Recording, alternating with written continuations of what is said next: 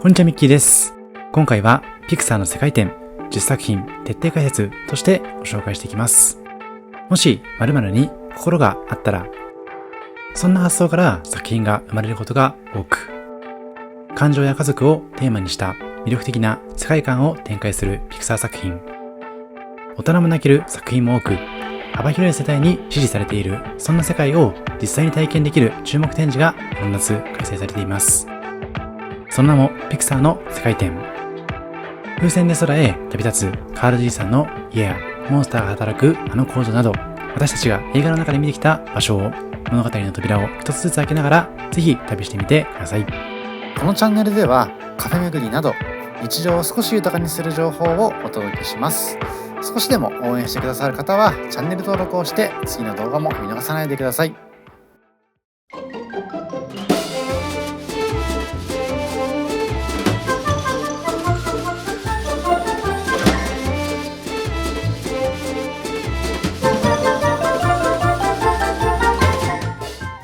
さて、今回ご紹介しますピクサーの世界展は2026年10月12日まで開催されています。場所は豊洲にありますクレビアベース東京という場所。最寄り駅はゆりかもめの市場前駅になっています。この展覧会は映画の名場面を背景に写真を撮るだけのイベントではありません。ピクサーアニメーションスタジオの監修のもと、作品の中で人物たちが暮らし、走り、迷い、冒険した場所を歩いて巡るような体験です。さて、冒頭でご紹介していましたのは入場当時の写真撮影の様子。写真撮影ではスタッフの方がポーズも指定してくれますので、その誘導に従ってポーズを撮ってみてほしいです。チケットの値段は曜日ごとに異なっていまして、大人は3900円から5400円、子供は2900円から3900円になっています。ピクサー展の開催当時は入手困難なイメージのチケットだったんですけれども、8月10日現在は各曜日ともに休日の夜や平日であれば購入可能な枠も散見されます。ですので、ご自身の予定を見ていただいて、可能なタイミングを見つけられればそちらで予約していただくのが良さそうです。チケットはオンラインで購入後発券が必要。セブンイレブンもしくはファミリーマートで発券可能なので、直前まで対応可能。入場時刻は指定時間から30分間の間になりますので、そちらを忘れないようにしてください。そして今回ご紹介します通り、ピクサーの世界展といっても全ての作品が展示されているわけではありません。ピクサーの中でも10作品が展示されていますので、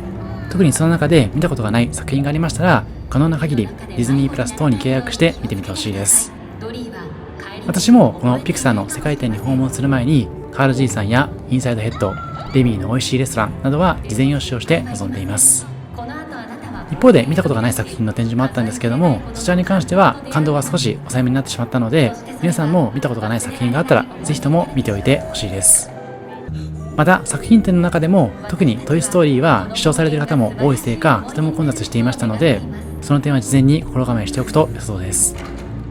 また一点注意点としましては、展示が始まりますとお手洗いはありませんので、事前に済ませておくことをお勧めしています。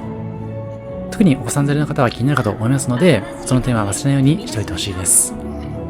また写真撮影を楽しむのもこの世界展の醍醐味になっていますので、良いカメラを持参いただくと良さそうです。さて、まずご紹介しますのはカール G さんの空飛ぶ家のコーナー。空を覆うほどの風船と少し古びた木造の家、その対比だけで映画の冒険が始まる瞬間へと連れてってくれます。玄関前ではラッセルとダグが待っています。展示会の中での最初のコーナーということもありまして、とても混雑しますので、少し遅めに進んでいただくか、カール G さんを見たことがない方に関しましては、こちらはサクッと見進めていただいて、その先の世界観をじっくりと堪能していただくのもいいかもしれません。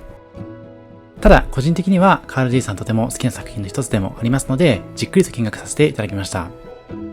ご覧のように写真撮影に関しましては、スタッフの方が各コーナーで常駐していますので、カメラを預けていただいて撮影していただくことができます。ただ、スタッフごとで写真撮影のクオリティはばらつきがありますので、もし画角の指定などがありましたら、縦で撮りたい、横で撮りたいなど事前に伝えていただくと良さそうです。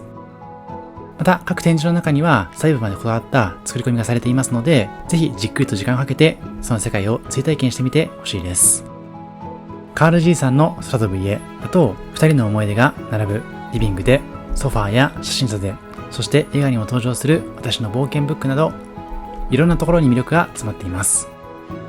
展示作品は基本的には触れることができないものが多いんですけれども、ものによっては触ることができますので、周りの様子を見ながら確認してみてほしいです。続いてはモンスターズインクのコーナー。ずらりと並ぶエネルギータンクは子供たちの悲鳴を集めて街を動かすあの会社の仕事場そのもの。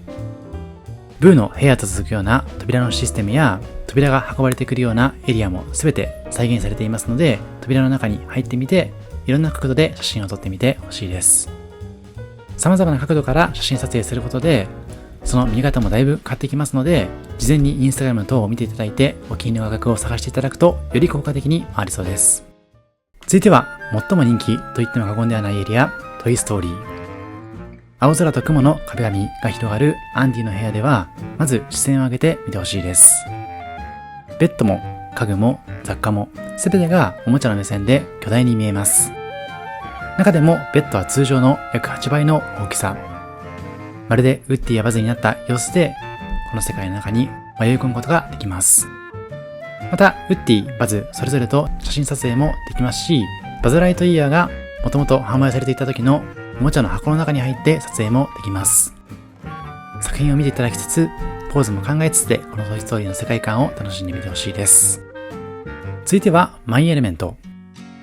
火、水、土、風、異なるエレメントが共に暮らすエレメントシティ。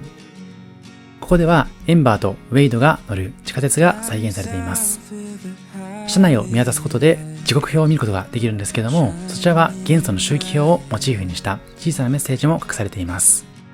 異なるものが混ざり合う遊び心あるディテールも含めて楽しんでみてほしいです。続いてはインサイドヘッド。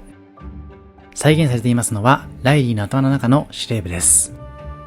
こちらの司令部では喜び、悲しみ、そしてインサイドヘッド2で登場した心配が彼女の日常を動かしています。目の前の操作盤も忠実に再現されていまして、様々なボタンがありますので、一個一個じっくり確認していただくと、その世界の奥深さを知ることができそうです。また、空間に並ぶ思い出ボールは全部で398個あるとのこと。一つ一つがライリーの経験の積み重ねになっています。皆さんもご自身の中で大事にしたい感情のボールに手を添えていただいて写真撮影するのがいいと思います。続いてはレミーの美味しいレストラン。ここでは食事を楽しむ客席の華やかさ、そして視線を移すとレミーの目線で見上げる巨大なキッチンが待っています。レミーはシェフの帽子の中に隠れていますので直接見ることはできないんですけれども、映画さながらの様子を確認することができそうです。なお、セットの制作にはパリのレストラン文化を再現するため約4500枚の写真資料が使われたとのこと。窓の外に見えるエッフェル塔とセーヌ川にも注目です。